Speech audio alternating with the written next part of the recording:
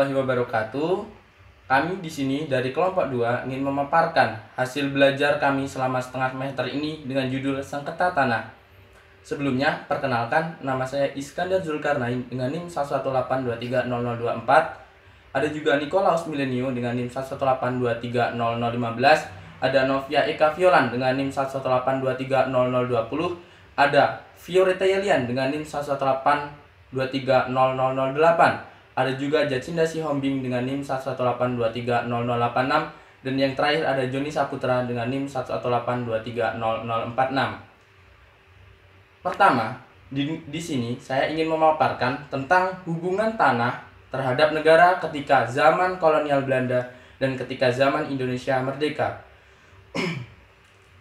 Ketika zaman kolonial Belanda, hubungan tanah dengan negara itu disebut dengan domain vleklaring, yaitu di mana negara sebagai pemilik tanah dan rakyat hanya sebagai penumpang di situ.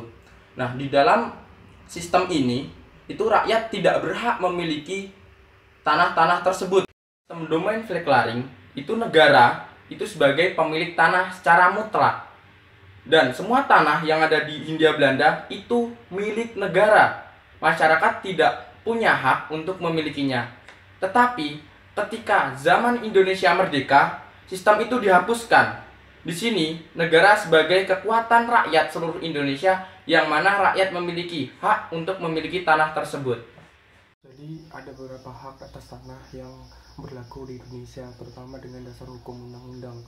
Yang pertama adalah hak milik, hak guna usaha, hak guna bangunan, hak pakai, hak sewa, hak membuka tanah, hak memungut hasil hutan, dan hak-hak lain yang tidak termasuk dalam hal hak-hak tersebut di atas yang ditetapkan oleh undang-undang serta hak yang sifatnya sementara sebagaimana disebutkan dalam pasal 53. Nah, di situ ada beberapa hak yang di sini haknya yang tetap, dan dalam undang-undang ini dijabarkan juga bahwa ada beberapa hak sementara atas tanah, yaitu hak gadai, hak usaha bagi hasil, hak menumpang, dan hak sewa untuk usaha pertanian.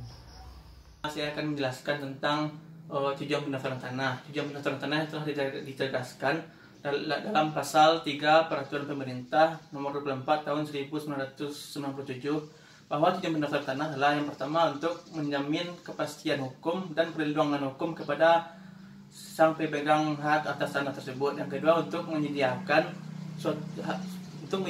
informasi kepada pihak yang berkepentingan termasuk yaitu pemerintah. Yang ketiga yaitu untuk diselenggarakan tertib administrasi pertanahan. Pendaftaran tanah apa yang dianut oleh Indonesia? Sistem pendaftaran tanah yang dianut oleh suatu negara didasarkan pada asas hukum yang dianut oleh negara tersebut. Menurut PP nomor 24 tahun 97 pasal 2, sistem pendaftaran tanah di Indonesia dilaksanakan berdasarkan asas sederhana, aman, terjangkau, mutakhir, dan terbuka. Menurut PP nomor 24 tahun 97, sistem pendaftaran tanah di Indonesia menggunakan sistem publikasi negatif cenderung positif. Dalam sistem ini, orang yang mendaftarkan dirinya sebagai hak pemegang atas tanah tidak dapat diganggu lagi haknya dan negara menjamin bahwa pendaftaran yang dilakukan adalah benar. Di dunia, ada dua sistem publikasi pendaftaran tanah. Yang pertama, sistem publikasi positif, di mana pemerintah sangat menjamin seseorang yang memiliki surat-surat hak atas tanah. Dan yang kedua, ada sistem publikasi negatif, di mana pemerintah tidak menjamin orang-orang yang memiliki surat-surat atas tanah adalah orang-orang yang sah pemilik tanah tersebut, sampai si pemilik tanah tidak dituntut atau menuntut orang lain atas tanahnya. Ada dua kegiatan dalam pendaftaran tanah.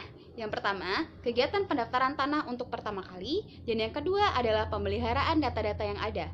Kegiatan pendaftaran tanah untuk pertama kali dibagi menjadi dua, yaitu cara sistematik dan cara sporadik. Cara sistematik adalah cara pemerintah untuk mendaftarkan tanah masyarakat secara serentak, di mana semua pembiayaan pendaftaran tanah ditanggung oleh pemerintah. Kamu juga bisa mendaftarkan tanahmu secara mandiri, yaitu dengan cara sporadik. Cara sporadik ini adalah cara perorangan untuk mendaftarkan tanahnya. Artinya, segala biaya tidak ditanggung pemerintah. Dalam penarikan batas tanah dikenal dua metode atau dua cara, yaitu fixed boundary dan general boundary. General boundary di sini adalah penarikan batas tanah secara efisien, efektif, murah, dan cepat. Ini merupakan suatu alat percepatan pembangunan basis data tanah. Namun memiliki kelemahan yaitu kurangnya ketelitian dalam batas tanah tersebut. Selanjutnya, fixed boundary. Fixed boundary adalah penetapan batas secara pasti, yang mana disimbolisasikan dengan adanya patok sebagai batas tanah tersebut. Penentuan batas fixed boundary ini itu memiliki sebuah kelebihan dan kekurangan tersendiri. Kelebihannya yaitu batas tanah tersebut itu teliti dan tersimbolisasikan oleh sebuah patok atau cor. Nah, tetapi di sini fixed boundary juga memiliki kekurangan seperti penentuan batasnya yang makan waktu lama, memerlukan biaya, dan harus disaksikan oleh beberapa instansi terkait. Selanjutnya itu penjelasan tentang registrasi of deed dan registrasi of title. Yang pertama, registrasi of title yang berarti yaitu sistem pendaftaran akta. Jadi dalam sistem pendaftaran akta ini, akta itulah yang didaftarkan oleh pejabat pendaftar tanah. Dalam sistem ini, PPAT bersifat pasif.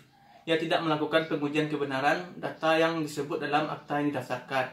Terus yang kedua itu registrasi of title, yaitu yang berarti sistem pendaftaran hak.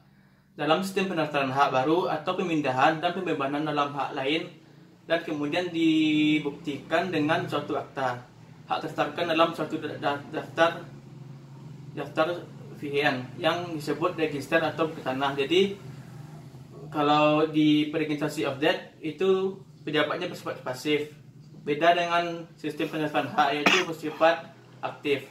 Sistem Torrens bukannya sistem positif murni dan negatif murni. Indonesia menggunakan sistem Torrens bukannya positif murni karena sebagian besar tanah-tanah di Indonesia merupakan hasil pembukaan lahan yang tidak ada tanda buktinya. Bukan negatif murni karena pejabat tanah bersifat pasif, tidak mendukung keakuratan dan kebenaran data, mekanisme pejabat transparan sehingga administrasi menjadi rendah.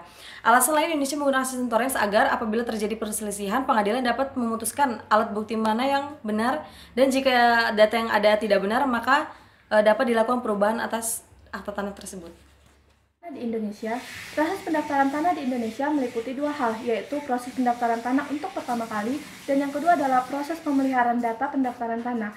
Proses pendaftaran tanah untuk pertama kali meliputi 1. Pengumpulan dan penyediaan data fisik, yang kedua adalah proses peralihan hak dan pembukuannya, ketiga adalah penerbitan sertifikat, yang keempat adalah penyajian data fisik dan data yuridis, dan yang kelima adalah penyimpanan daftar umum dan dokumen. Kemudian untuk proses pemeliharaan data pendaftaran tanah itu sendiri terdiri dari dua, yaitu proses pendaftaran peralihan dan pembebanan hak, dan yang kedua adalah proses pendaftaran tanah untuk pemeliharaan data lainnya. Terima kasih.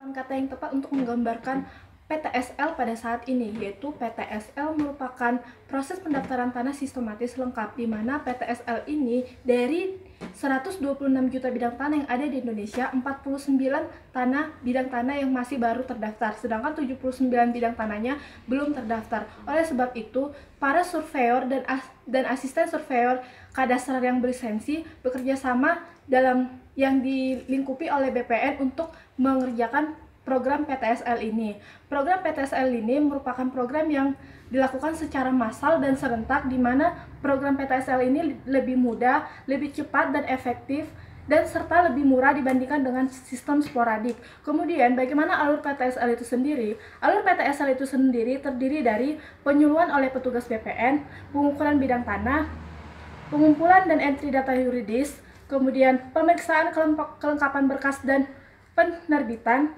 pemeriksaan data fisik, percetakan dan penandatanganan surat ukur, kemudian pencetakan sertifikat tanah, dan kemudian penyerahan sertifikat tanah kepada masyarakat. Terima kasih. Selanjutnya kami akan membahas tentang program PTSL yang memiliki masalah dalam pelaksanaannya. Yang pertama adalah masalah sarana dan prasarana yang dibutuhkan untuk menyelesaikan PTSL. Jadi dengan bidang tanah yang begitu banyak, target bidang tanah yang begitu banyak, sarana dan prasarananya belum mencukupi, yang menjadikan banyak target yang belum tercapai dalam timeline tertentu. Lalu selanjutnya adalah permasalahan tentang piutang atas BPPH bagaimana PTSL ini. Lalu ada juga permasalahan pengumuman data fisik, data yuridis gitu.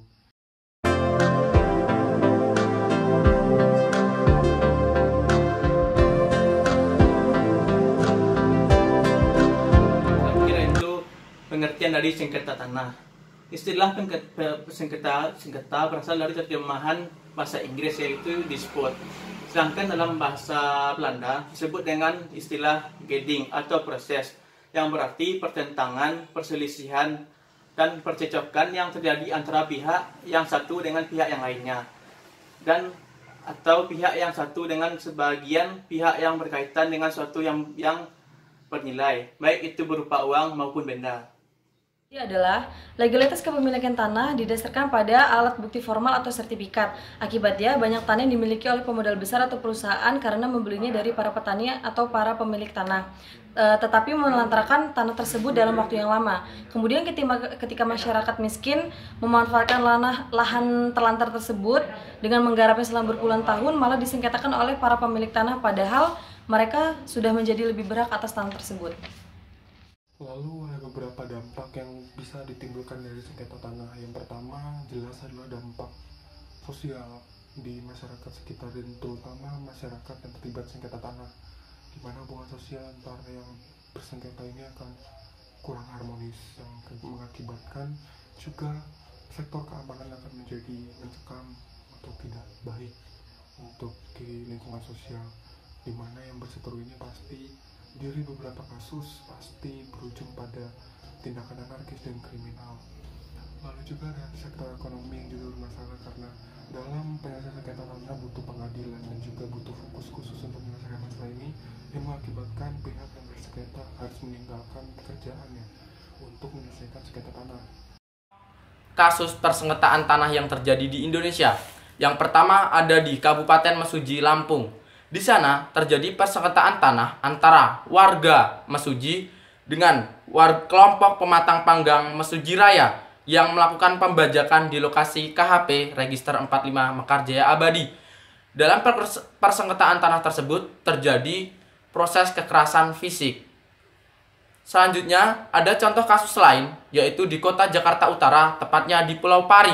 Di sana terjadi persengketaan tanah antara warga Pulau Pari dengan PT Bumi Pari Abadi. Di sana juga terjadi intimidasi terhadap warga-warga yang ada di lokasi Pulau Pari tersebut. Dalam pendaftaran tanah, dikenal istilah sengketa tanah. Kamu bisa mencegah sengketa tanah ini dengan 3 cara. Cara yang pertama, kamu harus mendaftarkan tanahmu ke lembaga pertanahan yang berwenang. Yang kedua, setelah kamu mendapat surat-surat hak atas tanahmu, maka kamu harus menyimpannya dengan baik dan benar. Dan yang ketiga, kamu harus memasang patok-patok batas wilayah tanahmu dengan patok-patok yang kuat dan patok-patok yang permanen. Cara mengatasi permasalahan tentang sengketa tanah itu sendiri. Sengketa tanah itu sendiri disimpulkan menjadi 2 cara yang penting untuk menyelesaikan masalahnya, yaitu yang pertama adalah melakukan negosiasi dengan para pihak terkait sengketa tanah itu. Kemudian yang kedua adalah jika secara kekeluargaan tidak mampu, maka dapat dibawa ke dalam jalur hukum, yang itu dengan melalui proses pengadilan yang ada di Badan Pertanahan Nasional.